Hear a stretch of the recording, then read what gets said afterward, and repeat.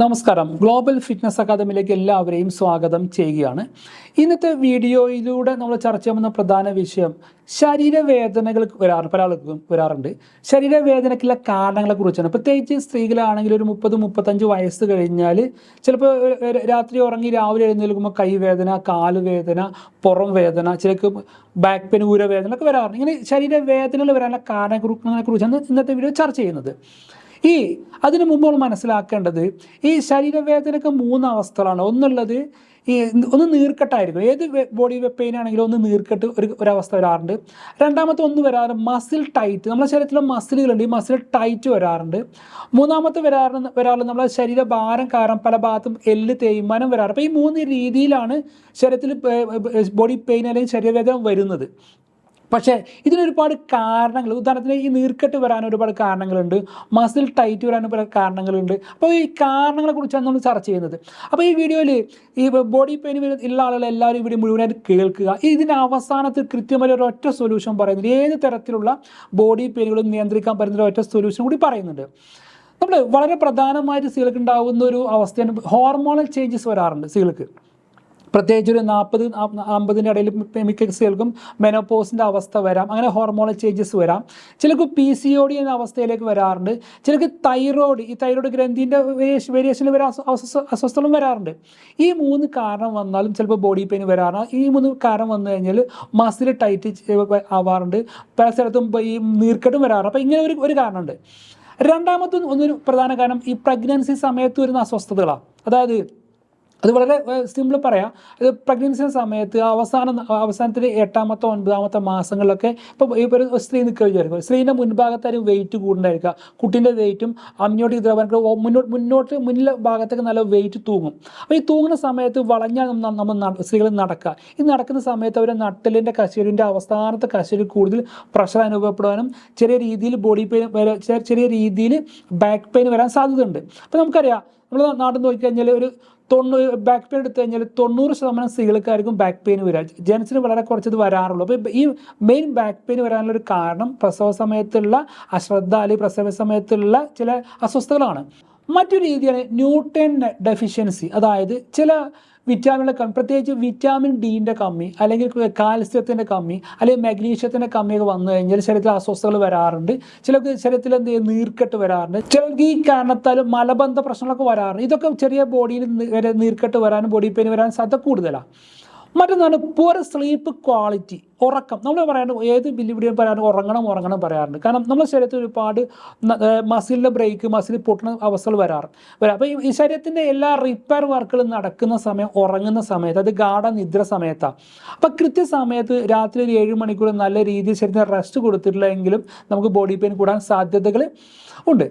മറ്റൊന്നാണ് ഈ over weight അല്ലെങ്കിൽ ഒബേസിറ്റി. അതായത് ഈ പൊണ്ണത്തടി കാരണമാണ് മിക്ക ആളുകളും ശരീരവേദന വരുന്നത്. ഇതിന് കാരണം നമ്മുടെ ശരീരത്തിൽ ഏറ്റവും വെയിറ്റ് കൂടിക്കഴിഞ്ഞാൽ നമ്മുടെ ശരീരത്തെ നമ്മുടെ ബോഡിയിലേക്ക് നിയന്ത്രിക്കുന്ന ഒരു വസ്തു മുട്ടിൻ്റെ 2 എല്ലുകളാണ്. അപ്പോൾ ഈ മുട്ടിൻ്റെ 2 എല്ലുകൾ ഉരಸಿ അവിടെ വേദന അനുഭവപ്പെടാം. അല്ലെങ്കിൽ കണങ്കാല് അല്ലെങ്കിൽ നെരിയാണി എന്ത് ചെയ്യും, നമ്മളെ വെയിറ്റിനെ ഭൂമിയിലേക്ക് പതിപ്പിക്കുന്ന കണക്ട് ചെയ്യുന്ന ആ ഭാഗത്തും വേദന വരാം. അപ്പോൾ നിങ്ങൾ എത്രത്തോളം ഓവർ വെയിറ്റ് ആണോ, നിങ്ങൾ ഓവർ വെയിറ്റ് ഉണ്ടെങ്കിൽ നിങ്ങൾക്ക് മുട്ടുകാൽ വേദന വരാനും കണങ്കാല് അല്ലെങ്കിൽ നെരിയാണി വേദന വരാൻ സാധ്യത കൂടുതലാണ്. അപ്പോൾ ഇങ്ങനത്തെ ആളുകൾ ശ്രദ്ധിക്കേണ്ടത് വെയിറ്റ് കുറക്കാൻ വേണ്ടി ശ്രമിക്കുക. മറ്റൊരു പ്രധാന കാര്യം ഡീഹൈഡ്രേഷൻ. അത് ശരീരത്തിൽ വെള്ളത്തിൻ്റെ അംശത്തിൻ്റെ കമ്മി. നമ്മൾ നേരത്തെ പറഞ്ഞു വെള്ളം നല്ലോണം കുടിക്കണം. നമ്മുടെ ശരീരത്തിലെ ഈ മസിൽസൊക്കെ ടൈറ്റ് വരുന്ന സമയത്ത് മസിലൊന്ന് ലൂസാവും, വെള്ളത്തിൻ്റെ അംശം ആവശ്യമുണ്ട്. അതുപോലെ തന്നെ നമ്മൾ ഈ മുട്ടുകാലുടെ ഇടയിലൊക്കെ ഒരു പ്രത്യേക ലിക്വിഡൊക്കെ മെയിൻ കണ്ടൻറ്റ് വെള്ളമാണ്. അപ്പോൾ വെള്ളം നല്ലോണം കുടിച്ചിട്ടില്ലെങ്കിൽ എന്ത് ചെയ്യും, ബോഡി പെയിൻ വരാൻ സാധ്യത കൂടുതലാണ്. പിന്നെ വളരെ ഒരു പ്രധാന ഒരു പോയിൻ്റാണ്, നമ്മൾ ഈ പ്രോസസ്ഡ് ഫുഡ് അല്ലെങ്കിൽ മധുരം അടങ്ങിയ വസ്തുക്കൾ കഴിക്കുക, അല്ലെങ്കിൽ ഉപ്പ് കൂടുതൽ അടങ്ങിയ വസ്തുക്കൾ കഴിക്കുക. ഈ പ്രോസസ്ഡ് ഫുഡ് ഏത് കഴിച്ചാലും ശരീരത്തിൽ നീർക്കെട്ട് വരും. അതുപോലെ മൈദ കഴിച്ചാൽ ശരീരത്തിൽ നീർക്കെട്ട് വരും.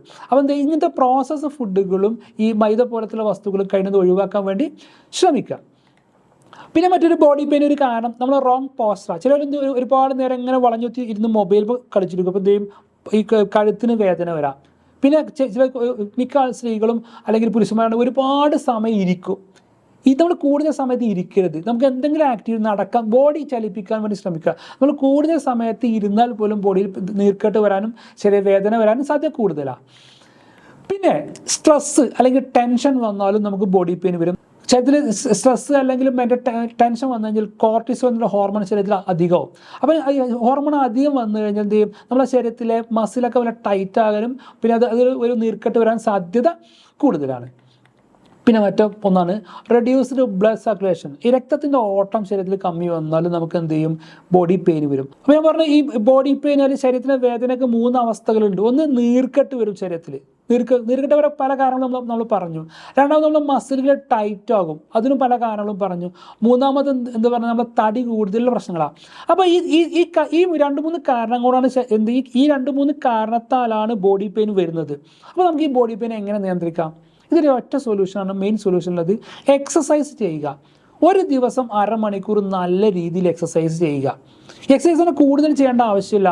ആഴ്ചയിൽ 2.5 മണിക്കൂർ എക്സസൈസ് ചെയ്യുക. അത് ചെയ്യുന്നത് നല്ല രീതിയിൽ, നല്ല ശരീരത്തിൻ്റെ എല്ലാ ഭാഗങ്ങളും നല്ല ഇളകുന്ന രീതിയിൽ നല്ല രീതിയിൽ എക്സസൈസ് ചെയ്താൽ ഒരു പരിധി ബോഡി പെയിനൊക്കെ മാറും. ഈ എക്സസൈസിൻ്റെ പ്രത്യേക എക്സസൈസ് ചെയ്ത് തുടങ്ങുമ്പോൾ ആദ്യത്തെ 1-2 ആഴ്ച ബോഡി പെയിൻ കൂടാനാണ് സാധ്യതയുള്ളത്. പക്ഷെ ഒന്നുണ്ട്, ആ 1-2 ആഴ്ച കഴിഞ്ഞ് തരണം ചെയ്ത് കഴിഞ്ഞാൽ പിന്നെ നിങ്ങൾ എത്രത്തോളം എക്സസൈസ് ചെയ്യുന്നു അത്രത്തോളം നിങ്ങൾ ഒരു തരത്തിലെ എല്ലാ ബോഡി പെയിനും മാറും. കാരണം പ്രത്യേകിച്ച് എക്സസൈസ് ചെയ്ത് കഴിഞ്ഞാൽ നീർക്കെട്ട് എന്നുള്ള സംവിധാനം തന്നെ ശരീരത്തിൽ ഉണ്ടാവില്ല. അപ്പോൾ ഇത് കേൾക്കുന്ന ആളുകൾ ചെയ്യേണ്ടത് ഇന്ന് മുതലല്ല, ഇപ്പം മുതൽ എക്സസൈസ്. നിങ്ങൾക്ക് ബോഡി പെയിൻ ഉണ്ടോ?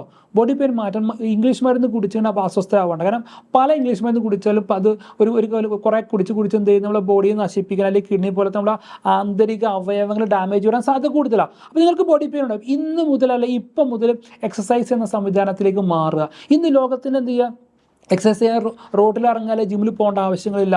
ലോകത്ത് ഒരുപാട് ഓൺലൈൻ കമ്മ്യൂണിറ്റികളുണ്ട്. നിങ്ങൾ വീട്ടിൻ്റെ അകത്തളങ്ങളിൽ ഇരുന്ന് കൊടുത്ത് നിങ്ങൾക്ക് എക്സസൈസിൽ പങ്കെടുക്കാം. ഒന്നുകൂടി ഞാൻ പറയാം, നിങ്ങൾ ബോഡി പെയിൻ ഉണ്ടോ, കൂടുതലും ചിന്തിക്കേണ്ട, ഇപ്പം മുതൽ എക്സസൈസ് ചെയ്യാൻ വേണ്ടി ആരംഭിക്കുക. ഇതേപോലെ വളരെ വാല്യുബിൾ ആയിട്ടുള്ള ഇൻഫർമേഷനോട് ഈ ചാനൽ ഇപ്പോൾ തന്നെ സബ്സ്ക്രൈബ് ചെയ്യുക. നിങ്ങളുടെ അഭിപ്രായങ്ങൾ കമൻറ്റുകൾ താഴെ അറിയിക്കുക. മറ്റൊരു വിഷയവുമായി നമുക്ക് അടുത്ത ക്ലാസ്സിൽ കാണാം. Okay, thank you.